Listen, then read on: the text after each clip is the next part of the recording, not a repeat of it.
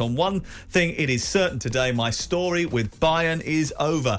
This is him talking in advance of the Wales game, which is live tonight on talkSPORT 2 at 5 o'clock. They play Poland in the Nations League. After everything that has happened in recent months, I cannot imagine further good cooperation. I realise a transfer will be the best solution for both sides. Clearly, they've talked about a new contract, and Bayern Munich have decided that he isn't worth what he thinks he is worth, Trevor, so he's going to seek to go pastures new. It looks like Barcelona is his preferred destination, but there are one or two rumours that Manchester United, who he has had contact with in the past, and he's spoken about that, and Chelsea are interested too. Should they be? I think they should be. I think you look at his goal record alone, 540 goals in 745 games. Scores a lot in the Champions League. Scores a lot of multiple goals as well. It's not like he's just scoring the odd goal here and there. He's almost 2 goals every 3 games. Well, he scored 56 goals last season in 53 appearances for club, more than one in one, and country, which was pretty impressive, really, when you look at it. I don't think he ever went 3 games, more than 3 games without scoring a goal, and that was only once over the course of the season. He's often in the conversation, isn't he? Best number 9 in the world, because of his numbers. You talk about Benzema, you talk about Harry Kane. He's in that conversation because his movement. I think he's clinical finishing, his calmness in front of goal, getting into the right areas. Obviously, he's playing in the best team in Germany, and he's getting a lot of opportunities, but he is clinical with that. It would be interesting to see how well he would fare in the Premier League. I'd like to see him come to the Premier League because I think it would bring value to the Premier League. Do you think it would directly translate the number of goals, the sheer number of goals? Because it hasn't translated. I mean, Timo Werner scored a hell of a lot of goals in Germany. I don't think it will be as bad as Timo Werner, without being disrespectful to Timo, because I think he's a hard worker and I think he's got different assets to his game. But I think it will. I think it'll work. I think he'll score goals. It's just whether he's going to score 25, 30 or he's going to score 10, 15. But I'd like, looking at his talent and looking at his experience and looking at what he does internationally, I would say it'd be more like 20 plus if he got into a good team where he's going to get plenty of chances. His numbers in all competitions are absolutely outstanding since breaking through at Borussia Dortmund in 2011-12. 30 goals in 47, 36 in 49, 28 in 48, 25 in 49. He's boring, isn't he? 42 in 51, scores 43 in 47, 41 in 48, 40 in 47, 55 in 47, 48 in 40, 50 in 46 this season, just for his club. And I mentioned before that he'd scored for his country as well. But he might be a flat track bully. Look at what Lukaku did when he was playing for Inter Milan. Robert Lewandowski, you think, is a flat track bully? He could be. He's always played. Borussia Dortmund, they were the best team at the time. Bayern Munich, they were the best. I think that's when they won the league, isn't it? Yeah, Bayern Munich is when they've obviously been the best team in Germany for a long, long time. He scored goals for the team, creating the most chances. So put him up in a Manchester United team where they're not necessarily one of the best teams. Will he be able to replicate that?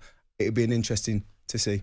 Do you not think that when you look at him and the way that he keeps himself, he's one of the great... he's tip-top. All the elite players are, so we might as well need to talk about that. Yeah, but he is a next level. One of the reasons he's prolonged his career for as long as he has is that he's got his wife, who is a world champion in karate, represents Poland in that particular discipline. She's a nutritionalist now, and she's got him eating only, I think he's a full-on vegan. He only eats certain amounts of food that work perfectly for his body. He's a bit like Novak Djokovic in that he's been tested for absolutely every sort of enzyme that he's got in his body, and he matches his food to that to get the best out of his performance, which is why he very often doesn't suffer that many injuries. But is that by choice? Or is it because he's missing his nails? Because he'll break his arm if he doesn't. Well, listen, I think, it's a short career. And you look at players now, you look at what Cristiano Ronaldo has achieved with the way that he takes care of himself and his body and what his nutrition and what he puts into his body and his body autonomy. And I think it'd be stupid not to try and do the best for yourself and put the best fuel in your body and rest as well as you can and give yourself every chance to get every part of the talent that you've got in your body out and in performances. So it doesn't surprise me. And the top players, a lot of them do that anyway. But again, it's one of them questions you don't know until you see it. And if he goes to Barcelona, it'd be great to see how he does in La Liga, but I really do hope he comes to the Premier League. Yeah, but it's interesting. I'm just doing the data on some of the, the fact that you said that he's a flat track bully. I'm looking at the Champions League, 13 goals in 10 games this season, including against Bayern Munich, against Benfica for Bayern Munich. Scored 2 goals against Borussia Dortmund earlier in the campaign. He scored goals against Barcelona last season. He scored a hat-trick against Salzburg in a 7-1 victory for Bayern Munich. This is a guy who scores Champions League goals for fun. Yeah, again, so, I mean, that would discount what I've just said and it'd say, well, actually, he does it in the Champions League. So there's a very good chance that he'll be able to do it in the Premier League. So, but again, the Premier League's different because I think the intensity in which we play at in our league and the quickness of the game do you think and you the can quality adapt that at 33 years of age? Yeah, I really do.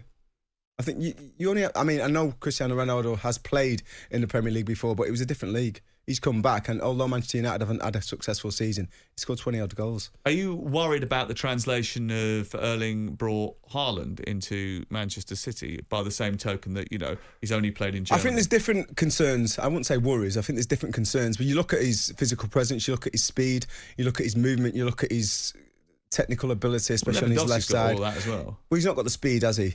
But he's obviously got a fantastic goal record. Yeah. He's got brilliant but I movement. think the concerns you would say with Erling, which you don't have with Lewandowski, is he's had difficult periods. He's come through injuries. He's had ups and downs in football where he's managed to come through it.